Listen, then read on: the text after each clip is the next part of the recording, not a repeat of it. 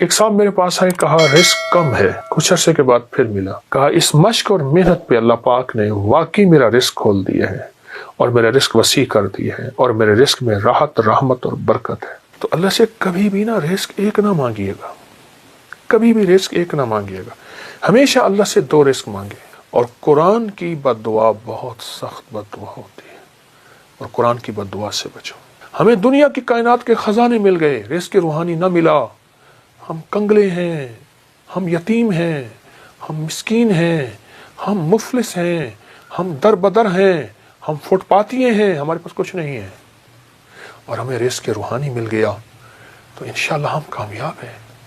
فرمائے جو بندہ اللہ کی رضا کے لیے اپنی آنکھوں کو بھوکا رکھے، یعنی اللہ نے جہاں کہا وہاں دیکھے، کانوں کو بھوکا رکھے، اللہ نے جو سننے کے لیے نہیں دیا نہ سنے، اپنے پیٹ کو بھوکا رکھے یعنی روزہ رکھے، اپنے قدموں کو بھوکا رکھے، اپنے ہاتھوں کو بھوکا رکھے، اپنے جذبوں کو بھوکا رکھے، ہاں جذبوں کو بھوکا رکھے، اندر کی طلب، اندر کے جذبے، اندر کے ولولے، اندر کی سوچ، اندر کی کیفیتیں کیا ہیں، اپنے جذبوں کو بھوکا رکھے، اپنے کانوں آنکھوں کو بھوکا رکھے، اپنے پیٹ کو بھوکا رکھے۔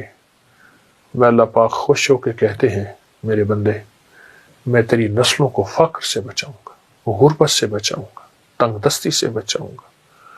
ساری دنیا میں زمین تانبے کی بن جائے، سورج سوا نیزے پہ آ جائے، اگنے اگانے کے لیے کوئی چیز نہ ہو، پر میرے بندے تجھے میں بھوکا نہیں رکھوں گا اور تیری نسلوں کو بھوکا نہیں رکھوں گا، اور غیب کے خزانے سے انہیں کھلاؤں گا، اور غیب کے خزانے سے انہیں پلاؤں گا، اور غیب کے خزانے سے ان کو کھلا پلا کے تجھے بتاؤں گا کہ میں ایسے کھلاتا ہوں اور میں ایسے پلاتا ہوں۔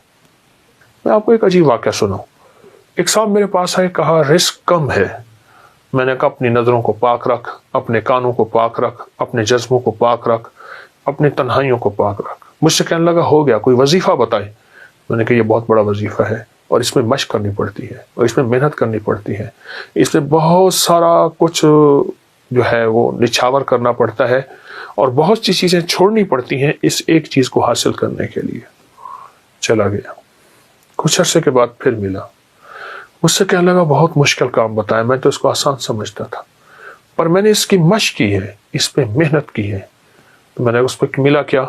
کہا اس مشق اور محنت پہ اللہ پاک نے واقعی میرا رزق کھول دیا ہے اور میرا رزق وسیع کر دیا ہے اور میرے رزق میں راحت، رحمت اور برکت ہے۔ یہ کمال چیز ہے اور زبردست چیز ہے۔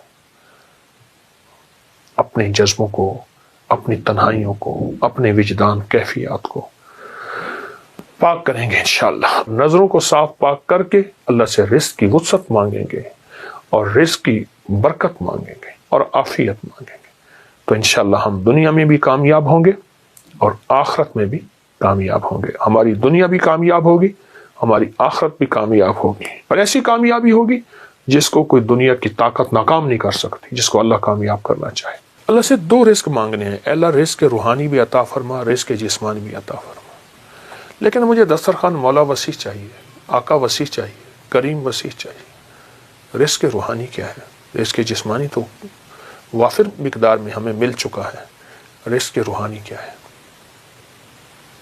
یہ تسبیح، یہ ذکر، یہ اعمال، یہ تلاوت، یہ گناہوں سے بچنا، اس کی نافرمانی سے بچنا، کملی والے پہ درود و سلام اور حضور کے آل و اصحاب سے محبت، یہ اولیاء کا ادب، یہ سارا رزق روحانی ہے۔ اللہ سے دونوں رزق مانگنے ہیں، رزق جسمانی بھی اور رزق روحانی بھی، اللہ سے دونوں مانگنے ہیں۔ دونوں رزق اللہ کے خزانوں سے لینے ہیں ہم نے، اور اللہ کے خزانوں سے دونوں رزق انشاءاللہ ملیں گے۔ عمر رضی اللہ تعالی عنہ کا ایک فرمان بتاؤں۔ آپ کا فرمان ہے، مجھے اس بات کا فکر نہیں کہ دعا قبول ہوتی ہے یا نہیں، مجھے تو اس بات کا فکر ہے میں کتنا وقت دعاؤں میں لگاتا ہوں، کتنا وقت دعاؤں میں لگاتا ہوں۔ اچھا، ہاتھ اٹھا کے دعا مانگنا ایک بہت بڑا عمل ہے۔ کچھ دعائیں ایسی ہوتی ہیں جو اللہ اور بندے کے درمیان ہیں، اور وہ دل کے اندر سے نکل رہی ہوتی ہیں اور دل کی گہرائیوں سے نکل رہی ہوتی ہیں۔ وہ اندر کی کیفیتوں سے نکل رہی ہوتی ہیں، وہ اندر کے وجدان سے نکل رہی ہوتی ہیں۔ کچھ دعائیں ایسی ہوتی ہیں، کچھ دعائیں ایسی ہوتی ہیں، ہاں وہ دعائیں مانگیں، وہ دعائیں اللہ کے خزانوں سے ہم لینے والے بن جائیں۔ تو اللہ سے کبھی بھی نا رزق ایک نہ مانگیے گا، کبھی بھی رزق ایک نہ مانگیے گا، ہمیشہ اللہ سے دو رزق مانگے، رزق روحانی اور رزق جسمانی۔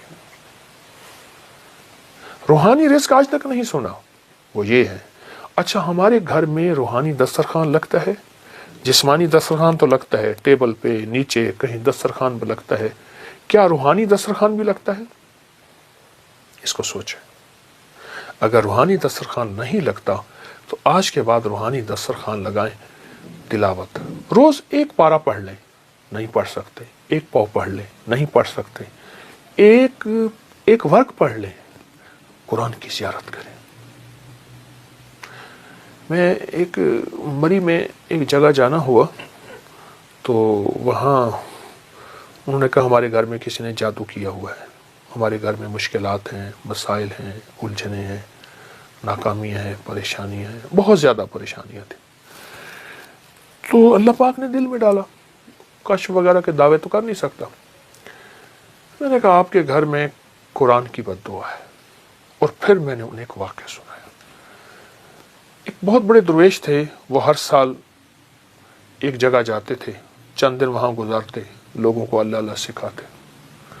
تو انہوں نے کہا حضرت ہمارے ہاں قریب ایک گاؤں ہے، بستی ہے، ان کے لوگ بہت پریشان ہیں، آپ وہاں بھی تشریف لے جائیں۔